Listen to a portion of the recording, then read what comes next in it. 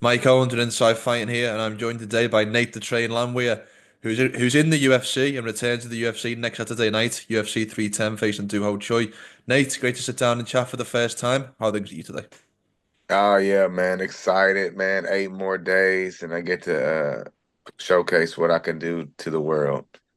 I always feel a little sorry for you guys on these early to mid-December cards because I know that especially as an American, you have to forgo your Thanksgiving meal. What was the celebrations like yesterday for Thanksgiving? Oh yeah, man. Just grinding, man. It's okay. Like I tell everybody, man, I'll celebrate after the fight. There's plenty to celebrate, you know. I don't need holidays to celebrate. I make my own celebrations, so that's kind of I mean, it's been a long, it's like we've sacrificed so many holidays for a better holiday. Did you get a meal at all? How big or small is the Thanksgiving meal plate? Oh yeah, I'm still eating, man. I'm still eating pretty good. I got my nutritionist with the UFC, so everything's on point. That's good to know because this was a kind of a short notice fight. I mean, I think. No, they Oh, announced it. We've been oh, okay. knowing. Yeah. They just announced it, but yeah, we've been knowing. Because you posted on your Instagram about 3 weeks out. I think it was the caption you put. So you've had a full camp for this fight, and you've Oh known about yeah, it. man. Oh yeah, we've been knowing. We've both been knowing. I'm sure he's known as long as I've known. I've known for the last 10, 12 weeks. Yeah, we've been in full camp. Why No did the excuse. UFC not announce it? Do you think? I mean, they just do what they do, man. Mm, yeah. Probably because I think they was probably waiting for after the last pay-per-view. Mm. Makes sense. Um, Give me a scouting report on your next opponent. What you think he does well, and areas you're looking to Oh man, exploit. he's good. He's good. He's a banger. It's gonna be the fans are gonna win. I'm gonna win, but of course the fans are gonna win. I imagine the way that you fight and the way that Doo Ho Choi fights, these are the type of fights that excite you. Oh yeah, for sure, man. You got a good dance partner. It's hard to put like say it's gonna be this or that, but I hope it turns into something special. You seem to me to be somebody who wants to entertain the fans. Is that right? Is that key to your kind of heart and spirit? Yeah, man. The fighting to me is just it's like my way to express myself and just the way I live anyways. I'm excited, and it just showcases every Saturday night I get to fight. Where do you look at the advantages for you in this matchup?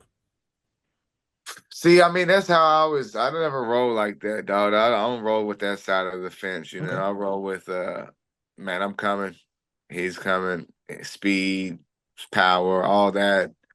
Like you write down so many things on paper, and right before Mm, you step into that cage, you better ball that paper up and throw it away because nothing. It's a fight. mm. You could talk about the dog, how big he is, how fast he is, but it's all about that fight and the dog, baby. Nate the Train got that fight. I love it. You may or may not have seen the criticism online to the card placement, and you yourself and Joe Choi being on this main card over former champions like Aljamain Sterling, Chris Weidman. But what do you think this says about the matchup and what fans and also the UFC are expecting from you and Doo Ho Choi next Saturday night? Yeah, man, that's above my pay grade, but I mean, we're entertainment business, man. So I mean, I wouldn't say that those fights are not going to be that good, but I could almost guarantee my fight's going to be more exciting for the fans when they get there. Hmm. Um, I want to bring you back to the Jamal Emmers win back in March because you come off the fight against Dan Ige, which was your big showcase fight. I think that was the first fight on a pay-per-view main card, if memory Yeah, serves. But yeah. that was a big fight, your chance to get into the rankings, and then you bounced back with the first round stoppage over Emmers back in Atlantic City, I think. So how important was that fight for you just to get back on track? Oh yeah, man. I kind of was disappointed with not the loss to Dan Ige, but just it wasn't. Nobody's going back and watching that fight. Like, let's go back and watch that fight. Nobody's saying that. So just wasn't really on the tip of the tongue. Of course, he won, but there was no bonuses given. Neither one of us really. It wasn't really a good fight for either one of us for our career to look back and say, "Man, go watch this fight." So I was kind of disappointed in that. And then I came out the next fight. I was like, "Man, I gotta be eager. I gotta go for it." So I'm gonna do the same thing with this one. Just go all out, go for it. Out of interest, which fight of yours do you think the fans watch back the most? I would say probably it's got to be the San Diego fight when I was fighting Onama because I just let him up so many times and the fans was crazy. It was just a good fight. Mm. Where does that desire to entertain the fans come from, you think? Because there's a lot of guys who would rather win at all costs, would rather win a boring, decision, but you seem very, very interested in Oh, entertaining. that's most people are just I don't. It just shows you what I think it's just why they do it. They're Mm. just trying to. I don't know. I'm here to fight. They're probably here to try to. I don't know. A little bit scared, a little just want to win a competition. I'm not trying to win a competition. I'm trying to hurt, maim, injure, not kill. Wish everybody the best of luck, but it's personal. And when I got a chance to entertain, I will do that. What's the training room down in MMA Masters in Miami been like for this camp? Oh man, intense, man, hard. It's just another training camp, all out. The only thing you control is effort, and it's always max. Mm. Have you been getting any rounds in with Chaos, Colby Covington? No, I haven't. He kind of, we're kind of like two ships in the same bay. I would say Mm. that. What do you expect for his fight against Joaquin Buckley at the main event of UFC Tampa? Oh yeah, I hope that's gonna be a good fight, man. Um, you have an ability to rock the mic after these victories, and I know that you're coming for a big victory on next Saturday night. Have you got anything planned for the post-fight speech, or does Nate the Train just let it Man, roll at usually the it kind of emotions? just rolls off the tongue and it comes to me, man. Sometimes it just comes to me. Sometimes I'll probably say like a freestyle rapper. You got a couple little points and then you just go with that. But usually it just comes to me, man. Mm. Where did Nate the Train in the UFC come from? Was that something that just came in the moment, Just or has that came been to said me, before? man. Just came to me. I realized, I watched that Vince McMahon documentary. I realized that I grew up in the attitude era. You know what I mean? So I think that's ingrained in me. I can remember, if you've never been choke slammed or power bombed as a kid, I don't think you really had a childhood. So just mimicking that in front of the TV in the living room and kind of stuck with me. I just bring it with me, man. It's just natural for me. Do you strike me as someone who the fans really gravitate towards, and that's obviously why you're on the main card of this fight, as well as your fighting style. I think the fans also gravitate towards your personality. Do you want to be a star? Is that something that interests you?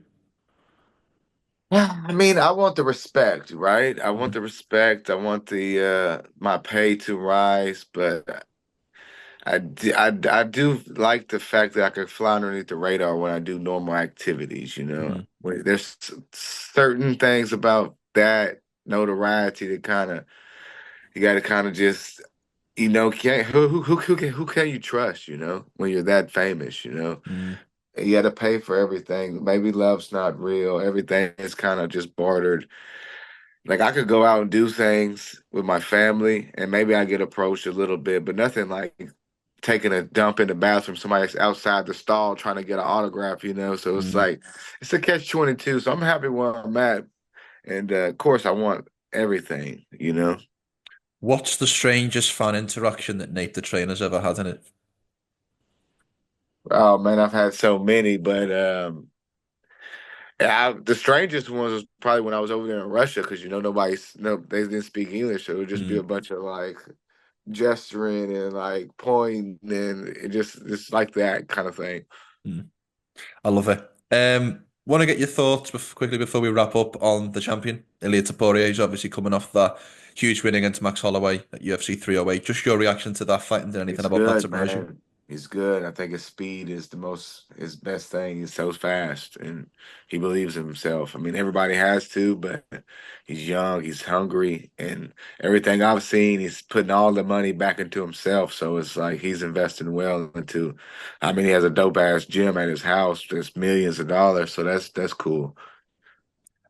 He keeps saying that he's the next evolution of the sport, and I'm interested for you as a top ranked featherweight. Is Ilia doing anything different compared to the rest of the division? I don't know if you could really say different. He's just good, man. It's just like at a certain level, I always tell this to people, it's like having a gun. He's definitely good enough to be a gun, but he's not the only person with a gun, and anybody can get got. You know what I mean? But right now, he's got the momentum and he's got the attention, and he's the champion. He's the king as of now. Just like before he done what he done, Volk was that guy. Mm. And it's kind of like that's how it is, man. You have it, you're gone. The next guy comes in, fills that void. Who do you think should be next for the title shot? Because there is a question about should Volkanovski get a rematch or should Diego Lopez get his shot? Who do you think should be Yeah, I next? was talking to somebody else about that, and I think that the most logical thing for two main events would be Volk versus Lopez for a main event somewhere. They get a pay-per-view out of that, and then the winner of that settles it. Makes sense. Makes sense. We'll turn the conversation back to you for one last question. You can be as brief or as detailed as you like with this one. Give me a walkthrough of the perfect fight day on the 7th of December. So as you envisage fight day in a perfect world, what happens from morning to night? Oh yeah, man. Wake up, feel fresh, go through my little warm up with the team, walk out there, knock his ass out with the first punch. I mean, what if you ask for anything more less than that, it's like would I like a really good entertaining fight? Yeah, but if I could throw the first punch with my eyes closed and connect and hit him and he falls and I mean that would be a blessing. So in your mind, you're targeting knockout of the night rather than fight of the night. Is that right? Man, either one, but I just Either one. come swinging, man. All I could do is my effort and just swing, swing, swing, swing, swing, baby, like I'm chopping wood. That tree got to fall. I love it. I love it. Well, look, Nate, we're excited to see you back. Thank you for the time. Have a great and safe rest of training camp. And best luck for the next All fight. right, appreciate it. Thank you.